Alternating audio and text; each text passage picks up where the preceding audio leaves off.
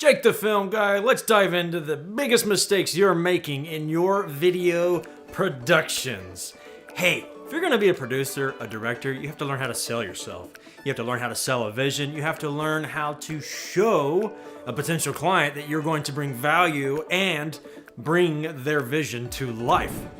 Very first mistake you're doing is you're not knowing their name. Hey, so we've got the 2017 Flux Capacitor in. It's got all the bells and whistles from last year's, plus an upgraded 120 megabyte hard drive. It'll flux at all the right times. My next favorite is to have the wrong product or service that you are offering to the prospect. Hey there, Bob. So what we're gonna do is we're gonna hook you up with 5 videos. That's right, 1, 2, 3, 4, 5. The first one's gonna have, somewhere along the way, I got confused with an SaaS company. That's software as a service company.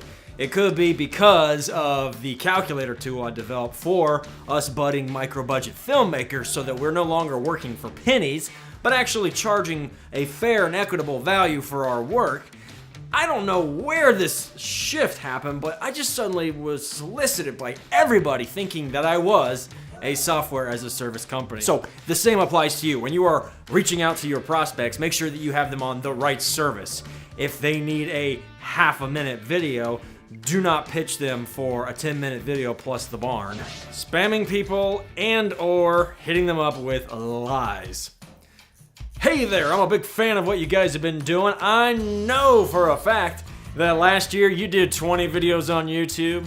5 of them went on to be viral hits. The problem and the danger with this is that they may have never even touched a video last year.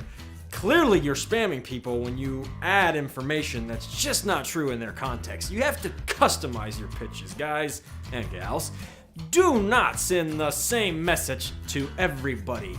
I was solicited to go and provide feedback to a fellow Microbudget filmmaker, and he congratulated me on the course that I had developed for filmmakers, which I have never done, and right there I knew it was going in the trash. Do not have a poor call to action. So, Bob, if you think that flux capacitor is gonna get you fluxing in no time, I would invite you to consider this link below, and when you click on it, read on before you evaluate any further what sort of best practices are good for you. Savvy? You need to have a clear call to action. Hey, John, I'd love to do business with you guys. I know I'm the best video producer this side of the Mississippi. How about I give you a call this Wednesday at 2 p.m.? Be clear, be direct. Don't hide behind 5 different rocks, a barrel, and a hideout. Too long. Listen, Bob, I know that you're in the market for a new flux capacitor. The 2018 model is coming out next year, and I think that this will be a complete list. It's very exhaustive, as you can see, of all the different bells and whistles that are going to be in this flux capacitor, which will allow you to zip between 1955, 1985, the year 2015, and 2045, when faxes are still around, with relative ease. All you need is a banana peel and a bolt of lightning.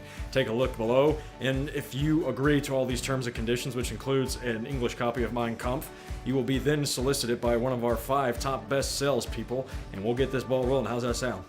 You cannot inundate somebody with too much information in an email. Your goal when you're prospecting is to get in front of somebody, to have a conversation with them, to get them all the facts and figures they need within 5 to 10 minutes. And if you do that in an email, guess where it's going?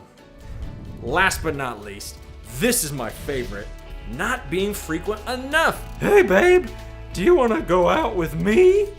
Yeah, how'd that work for you when you were trying to win the heart of your spouse? Listen, if you think that you can send one message, one phone call, one telegram, one Amazon gift to a prospect and expect to earn their business, well, you're wrong. Most people do not close anybody in the first transaction. In fact, Grant Cardone, sales guru, says that it takes between 5 and 12 follow-ups for 80% of all transactions to occur. All right, Bold Nation, get out there, keep prospecting, don't get too discouraged. If you are going to present your ideas, whether to a movie studio, a TV network, or the clients in your backyard, or even just the little couple that's getting married 2 weekends from now, you have to be confident in your services and in the gifts that God gave you. Just go and do it, honestly. Keep creating with the king, and until next time, I expect you guys to go and land 4- and 5-figure jobs this week. Got it. Thank you.